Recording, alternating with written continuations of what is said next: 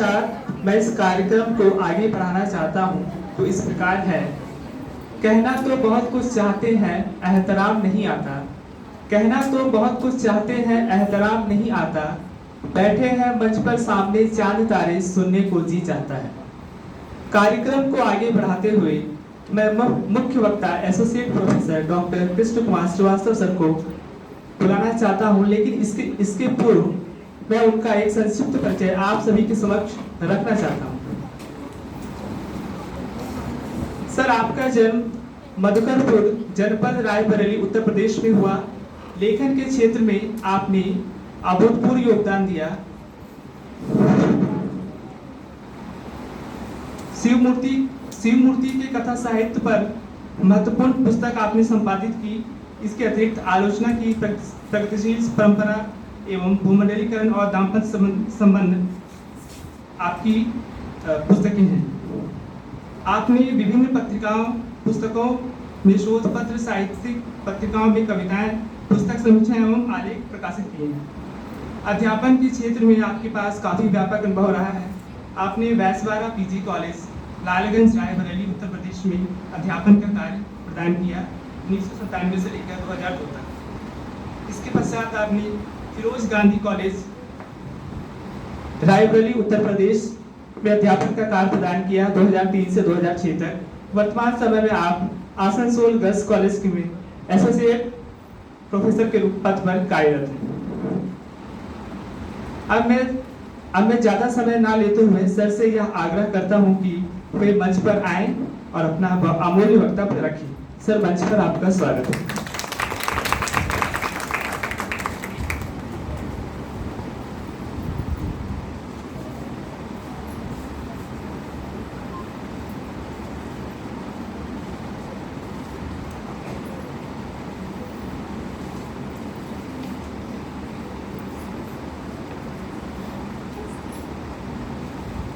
मानकर कॉलेज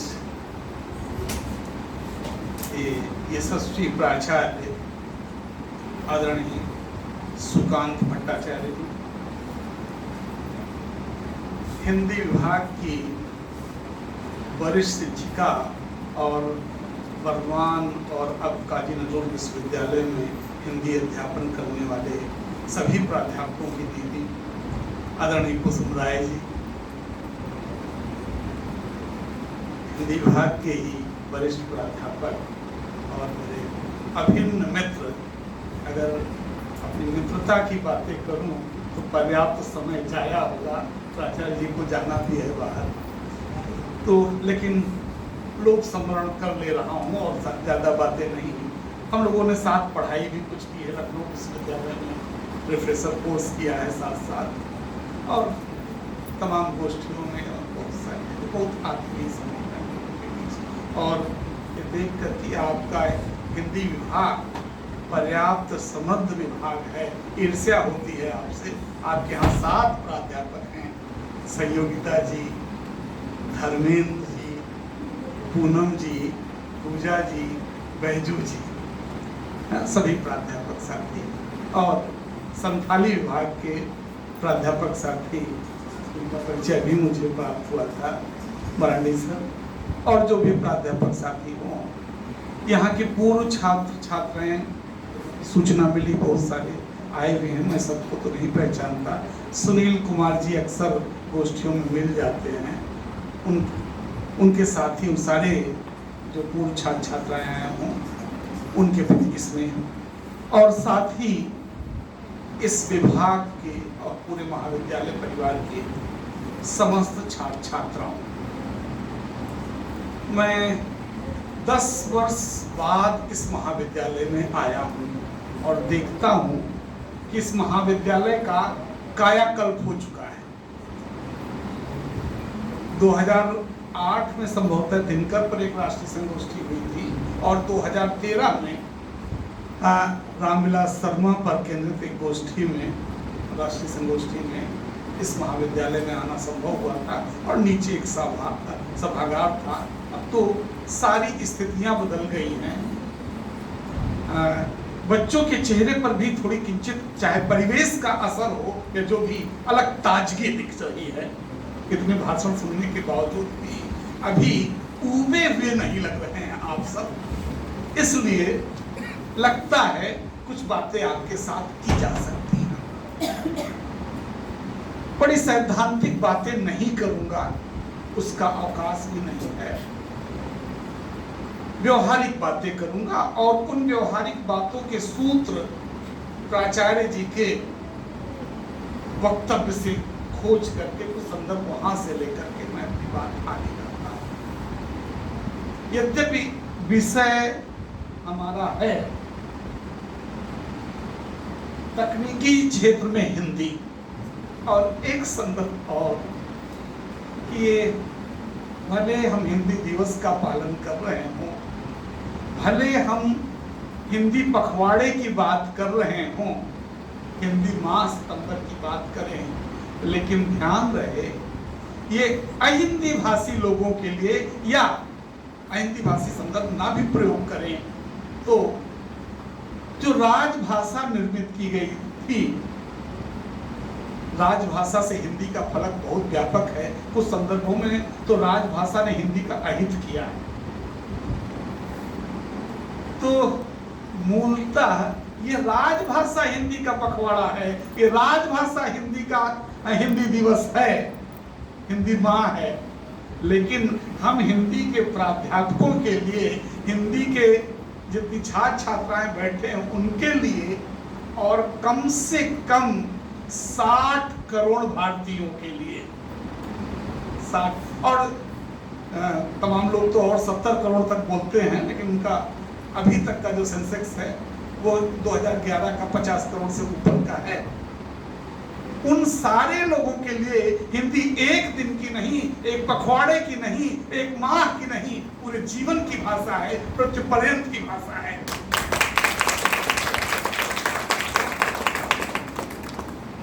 और वो कहीं से किसी भी दुनिया की किसी भाषा के प्रति मेरा असम्मान नहीं है, सबके प्रति सम्मान है। और खास करके जो मृत हो रही भाषाएं हैं, जो समाप्ति की कगार पर खड़ी हुई भाषाएं हैं, अगर हम उनमें थोड़ा भी योगदान कर सके, अगर थोड़ी उनकी प्रगति में, उनके विकास में हमारा थोड़ा सा भी योगदान हो सके किसी भी तरह, तो हम वो कोशिशें करना चाहेंगे। हाँ, बहुत जरूरी है कि केवल भावुक ढंग से नहीं, क्योंकि प्रायः जब हिंदी दिवस के आयोजन होते हैं बड़ी भावुकता भरी बातें की जाती हैं, उनसे थोड़ा उबर कर अगर यथार्थ के धरातल पर हम चीजों को देखें, और बहुत सही कहा आदरणीय प्राचार्य महोदय ने, हिंदी राष्ट्रभाषा नहीं है। हाँ, हमारे मानस में, भारतीय मानस में, तमाम भारतीय मानस वैसे भी सिद्धांत से कम चलता है। हम संविधान को कितना मानते हैं, हमारे अपने तमाम मूल्य मान्यताएं, इसी तरह इस तरह की मान्यता। सच्चाई ये है कि यहाँ राष्ट्रभाषाएं, ये देखो उसका भी जिक्र नहीं, लेकिन 8वीं अनुसूची में जो 22 भाषाएं हैं वे सब हमारी राष्ट्रभाषाएं हैं। भारत जैसे विशाल देश, और ध्यान रहे प्रजातांत्रिक देश, हम लोकतंत्र हैं, हम कोई जो है अधिनायकवादी राष्ट्र नहीं। इसलिए हमें सब भाषाओं का मान सम्मान रखना होगा। और भी महत्वपूर्ण बात कि अगर आप हिंदी का विकास चाहते हैं राजभाषा के रूप में या संपर्क भाषा के रूप में, तो है ही, कहीं मजबूरी में है, कहीं पूरी सहृदयता के साथ है, लेकिन इसका व्यवस्थित विकास तभी संभवतः सबसे ज्यादा इसमें योगदान हिंदी भाषियों का होना चाहिए। अक्सर मैं इधर 4-5 दिनों से तमाम हिंदी दिवस समारोहों में मुझे बोलना पड़ रहा है।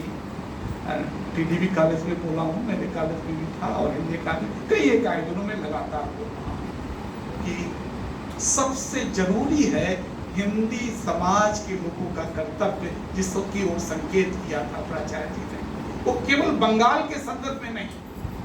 अगर हमें हिंदी के प्रचार प्रसार में, भारतीय संदर्भ में, पूरे भारतीय संदर्भ में उसकी स्वीकार्यता प्राप्त करनी है, तो यह आवश्यक है कि हम जिस राज्य में हो, हम इस समय बंगाल में हैं, हम केरल में हो सकते थे, हम तमिलनाडु में हो सकते थे, हम और या पूरे भारत में फैले ही, भारत के बाहर भी फैले हुए हैं।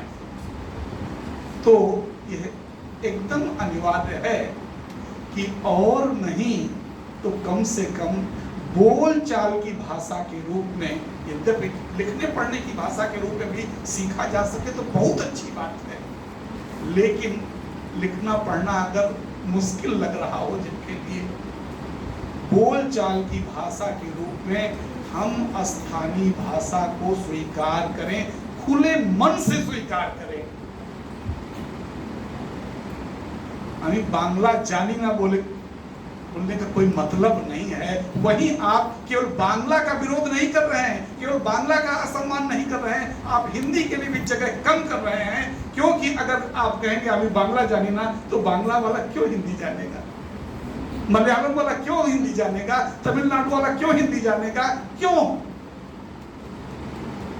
इसलिए थोड़ा सा अपने कर्तव्य का हम निर्वाह करें।